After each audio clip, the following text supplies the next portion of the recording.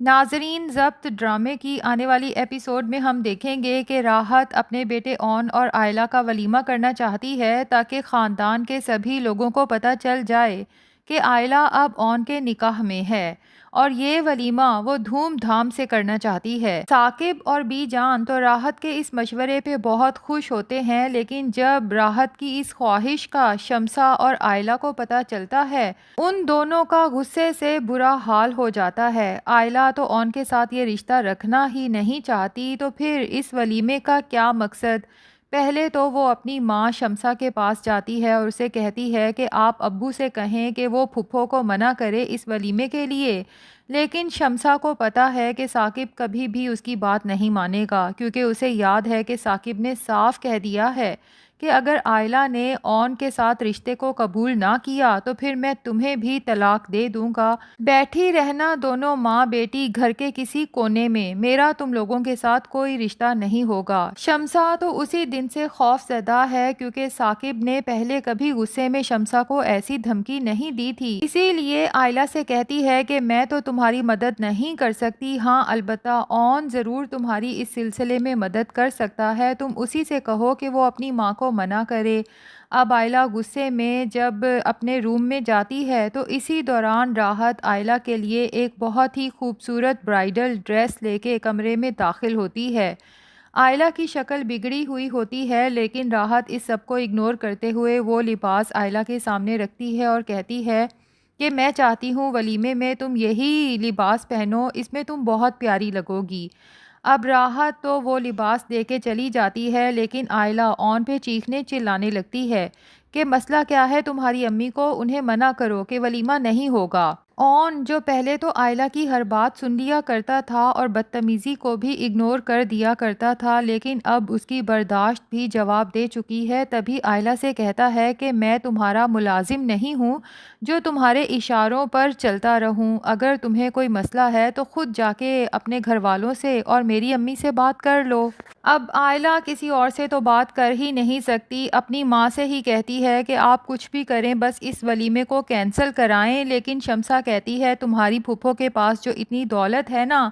اس نے اسی دولت کی نمائش کرنی ہے، اسی لیے تو یہ ولیمہ پلان کیا گیا ہے۔ دوسری طرف رملہ جو اون کو واپس حاصل کرنے کے لیے پلاننگ میں مصروف ہے، تو اس کے دماغ میں ایک بہت ہی گھناؤنا کھیل آتا ہے۔ وہ سوچتی ہے کہ اگر آئلہ کو شامی کی طرف مائل کر دیا جائے اور اون کے دماغ میں یہ بات ڈال دی جائے کہ آئلہ تمہارے نکاح میں ہوتے ہوئے بھی آج بھی اسی شامی کی محبت میں گرفتار ہے، تو ہو سکتا ہے اون خود ہی اس رشتے کو ختم کر دے۔ اس کے لیے سب سے پہلے وہ شامی کو یقین دلانے کی کوشش کرتی ہے کہ آئلہ نے ابھی تک اون کو شوہر کے طور پہ قبول نہیں کیا، کیونکہ وہ آج بھی صرف اور صرف تم سے محبت کرتی ہے، تمہاری محبت کو دل سے نکال نہیں پائی، اور میں جانتی ہوں کہ تم بھی آئلہ سے ہی محبت کرتے ہو۔ لیکن شامی کو رملہ کی بات سن کے یقین نہیں آتا کہ میں نے آئلہ کے ساتھ اتنا برا کیا، اس کا مشکل وقت میں ساتھ تک نہیں دیا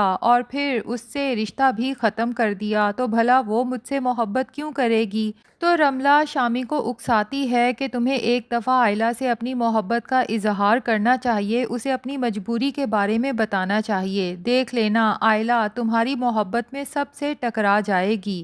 اور رملہ آئلہ کو جلانے کے لیے جان بوجھ کے شامی کی باہوں میں باہیں ڈال کے آئلہ کے سامنے سے گزرتی ہے۔ رملہ کا خیال ہے کہ اس کا یہ حربہ بہت کارآمد ثابت ہوگا، ایسے میں شامی جب آئلہ کو تنہا کھڑے دیکھتا ہے تو اس کے سر پہ پہنچ جاتا ہے، اور رملہ نے اسے جو سبق سکھایا ہے وہی سب آئلہ کے سامنے بولنا شروع کر دیتا ہے۔ آئلہ سے کہتا ہے کہ میں جانتا ہوں تم اون کے ساتھ شادی کر کے خوش نہیں ہو، کیونکہ تم آج بھی مجھ سے محبت کرتی ہو۔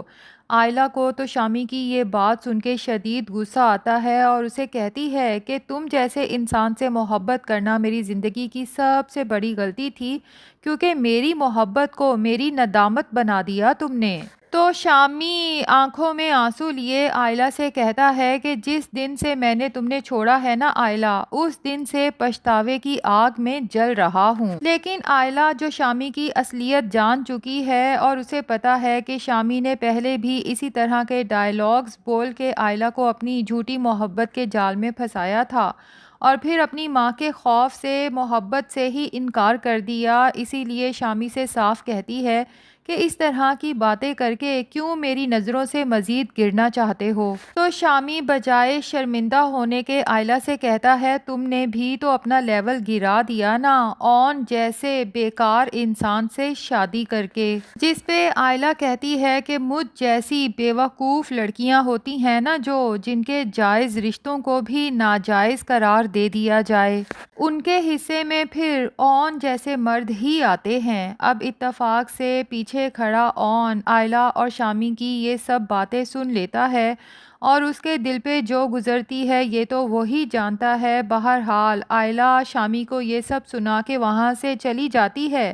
جبکہ شامی آگے بڑھ کے اون سے کہتا ہے کہ اون آئلہ تمہارے ساتھ خوش نہیں ہے، آخر تم کیوں اس کے ساتھ زبردستی کر رہے ہو؟ اس رشتے سے اسے آزاد کیوں نہیں کر دیتے؟ تم نے سن لیا نا جو کچھ وہ تمہارے بارے میں سوچتی ہے۔ جبکہ اون بھی شامی سے صاف کہے گا کہ تمہارے ساتھ تو چلو وہ رشتے میں خوش تھی نا، تو تم نے اس رشتے کا اور اس کی خوشی کا کتنا پاس رکھا؟ جبکہ رملہ جو یہ سارا کھیل کھیل رہی ہے سب کے درمیان غلط فہمیاں پیدا کرنے کے لیے اون کے پاس پہنچ جاتی ہے اور اون سے کہتی ہے کہ میری محبت کو ٹھکرا کے آئلہ جیسی لڑکی کو اپنا کے لگتا ہے کہ تم نے اپنی غیرت کا سودا کر لیا ہے۔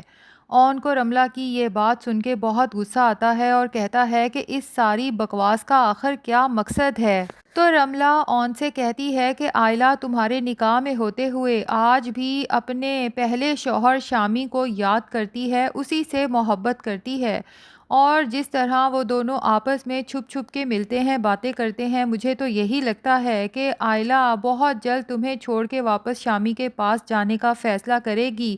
کیا تم یہ سب برداشت کر لو گے؟ جبکہ اون آئلہ کی خوشی کے لیے شاید یہ سب بھی برداشت کر لے، لیکن اسے یہ افسوس ضرور ہوگا کہ آئلہ نے اون کی محبت کو نہیں پہچانا، بلکہ اس دھوکے باز شامی کی محبت اور جھوٹی باتوں پر یقین کر لیا۔ بہرحال اون اپنے کمرے میں جاتا ہے غصے میں، تو آئلہ سے کہتا ہے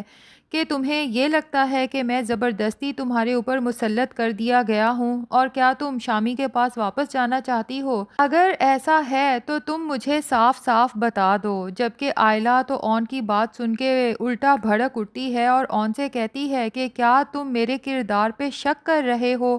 ویسے آئلہ کو یہ سب کہتے ہوئے تھوڑی سی شرم آنی چاہیے تھی۔ کیا آئلہ بھول گئی کہ یہی اون تھا جب آئلہ کا کردار داغدار ہو رہا تھا اور کوئی بھی آئلہ پر یقین کرنے کو یا آگے بڑھ کے اس کی مدد کرنے کو تیار نہیں تھا؟ تو یہی اون تھا جس نے نہ صرف آئلہ پر یقین کیا بلکہ ہر مشکل میں اس کا ساتھ دیا۔ جو کچھ آئلہ اون کے ساتھ کر رہی ہے، ڈرامے کی شروع کی ایپیسوڈز میں اس آئلہ پر بہت افسوس ہو رہا تھا جب شامی اس کے ساتھ برا کر رہا تھا، لیکن اب اسی آئلہ پر شدید غصہ آ رہا ہے جو کچھ یہ اون کے ساتھ کر رہی ہے۔ اس طرح شامی نے آئلہ کے ساتھ برا کیا، ٹھیک اسی طرح آئلہ اون کے ساتھ برا کر رہی ہے۔ تو پھر آئلہ اور شامی میں کیا فرق رہ گیا؟ سچ پوچھیں ناظرین تو لگتا یہی ہے کہ آئلہ اون کے قابل ہی نہیں ہے۔ اچھا ہو کہ اون واقع ہی آئلہ کو اپنے نکاح سے فارغ کرے اور واقع ہی رملہ کو اپنا لے، تاکہ آئلہ ایک دفعہ پھر شامی کی زندگی میں واپس جا کے اس کی اصلیت ذرا اچھے سے دیکھ لے۔ کیا لگتا ہے ناظرین، کیا رملہ اپنی پلاننگ میں کامیاب ہو پائے گی اور اون کو اپنی زندگی میں حاصل کر پائے گی، یا رملہ کی یہ محبت ادھوری ہی رہ جائے گی؟ اور کیا کبھی آئلہ کو اون سے محبت ہوگی یا نہیں؟ کمنٹس میں اپنی رائے کا اظہار ضرور کریں۔